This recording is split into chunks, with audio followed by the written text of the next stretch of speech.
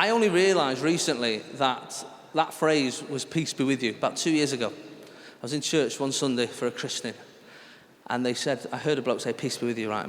I always thought the phrase was, pleased to meet you, right? All my life, every time I've been in, people get, peace be with you. I'm going, pleased to meet you! Pleased to meet you! And also with you. Yeah, all right. Who's the pleased to meet you guy? I don't know. He's been playing his DS for the last hour. I'd ignored him. He's not bothered. Adults do this. We get to a point in our lives where we've been saying a phrase for so long, we don't even know what the original phrase was. My mum is the queen of them. Malapropisms are sometimes called. My mum has got loads of them. That door's squeaking, put a bit of UB40 on it. She's amazing, my mum. I remember my favourite ever, she got back from Egypt, her and my dad, they had 2 weeks in Egypt, they come home. She's going through her photos. She's going, that's me and your dad at the hotel. That's me and your dad at the in front of the pyramids. That's me and your dad in front of the Sphincter. That's me. Hold on, let's have a look at that. What are you on about? Sphincter? That's the Sphinx, mum, the Sphinx. She's like, that they call it the Sphincter over there, so. No, they don't. That's their word, the Sphinx. We use their word, mum. What's the Sphincter then? That's not the point, mum. What I want to know is how you were there for 2 weeks, yet nobody picked you up on saying Sphincter instead of Sphinx. I turn around, my dad's in his armchair like this.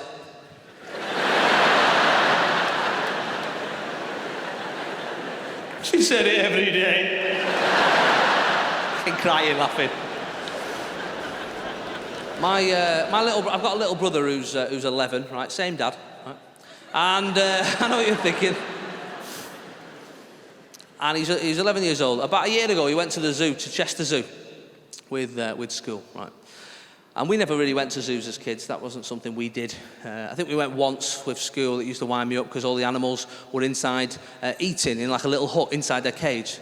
And the teacher said, oh, let's go and have a look at some of the farm animals. I was 6, I think, and I went, I don't think so, love. I'm not come all this way to look at farm animals. She goes, no, this is a long-haired cow. I was like, I might be 6, love, but that's still a cow, isn't it? I don't see a bloke with long hair and go, what the fuck is that? You know what I mean? That's still a bloke. So I never really bothered. I never really liked zoos. But anyway, he's gone. He's come home. I said, Niall, what was your favourite animal? He's rattled through a few. I went, no, what was your one favourite? He went, oh, the dangaroos. The dangaroos, he said. I said, you mean the kangaroos? He went, no, dangaroos, something different. You don't know. You've never been to a zoo. And he's right, I don't know. So I didn't question him. Maybe they've fused together a donkey and a kangaroo since I was last there, right? So I've left it, I've let it go a bit, you know. About 6 months ago, we've all gone. I took my kids and the wife, and we took him as well.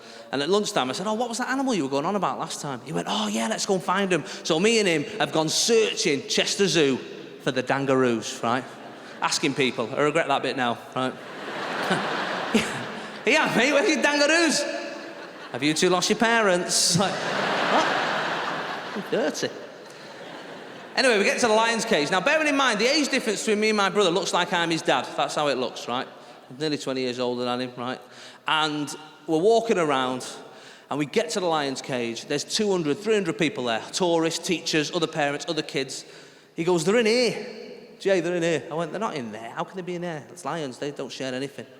Before I can stop him, in front of about 60 people, he runs over to the sign. He looks up at me. He goes, look. Stand back, these animals are dangaroos. Right? I was like that.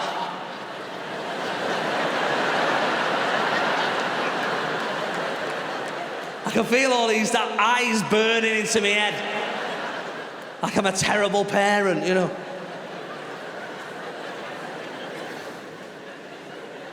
They're all thinking, you're going to tell him that says dangerous, yeah, not dangaroos, yeah. And I thought, yeah, if I was his dad, I would, yeah. I'm not his dad, am I? I'm his big brother. And that's not my job. My job is to wind him up for as long as possible, innit? I want him to be mid-20s when he finds out. Someone's watching The Lion King. Yeah, why is this called The Lion? Hang on a minute. I brought a girlfriend home to meet my mum. And she was 14, right? And I was 14 as well, right? And you gotta be careful what you say, haven't you? So I brought her home, sat around the dinner table, mum, dad, just done a dinner, like. And she's in the middle of a story. Now, my dad doesn't even hear them anymore. He's heard them so many times, the phrases that are wrong, these malapropisms. So out of nowhere, she's I can't even remember the original story, but I'll always remember this phrase. Out of nowhere, I'm eating dinner, right in the middle of dinner, she goes, and anyway, Helen, this was the girl, anyway, it was like shitting in the wind. And she just carried on, right? Now, my dad's carried on eating, but I thought, no, I'm going to have to draw attention to this. I said, Mum, that's not a phrase, Mum. Of course it's a phrase, I've been saying it for years. Well, you've been saying it wrong for years, Mum, that's not a phrase. There's pissing in the wind, that's a phrase, pissing in the wind. That's a phrase. She said, well, it's the same, innit? I was like, no, it's not the same. It's not the same. Because pissing in the wind, there's a slight comic touch to that. You're having a wee, the wind blows, it goes on you. Oh, no, more wet. Your one is rank, Mum. It's rank. Your one's ruined dinner. How about that? And I've had some rough gigs. I mean, this is a pinnacle, I'll be honest with you. As you'd probably imagine, I've had some rough, shitty gigs. I did a gig once in Stoke, right? That's the end. But how bad's that? I did a gig. I was 17 when I first started stand-up. I was 17 years old. There was a local actor, a guy called Mick Ferry, a legendary Manchester comic. He's comparing a gig. He invites me on to the stage. I'm not even shaving. That's how early on in my career. There's 8 people in the audience. I walk on. Before I even get to the mic stand, a bloke went, "Where's your pubic hair?" I crumbled. I'd never been heckled before. For some reason, my mouth took over my brain and it went, "In your wife's teeth." And amazingly, I got away with it. I'll tell you something. You're laughing more than they did that night. That was a tough gig, man. In fact, even on this tour, there was a gig in Dudley. I was in Dudley, and the room wasn't set out like this. There was a split in the middle there, and and that was a walkway. And it was dark, pitch black, and I looked down in the first half, and a man's coat, a black coat, was lying on the floor. And I thought, a bit weird that he's just sort of left it on the floor. But I ignored it. I couldn't think of anything funny to say, so I left it. Second half, it's still there. And I've looked down, and it moved. So I went, "Yeah, mate, your coat just moved." And he said, "It's my guide dog."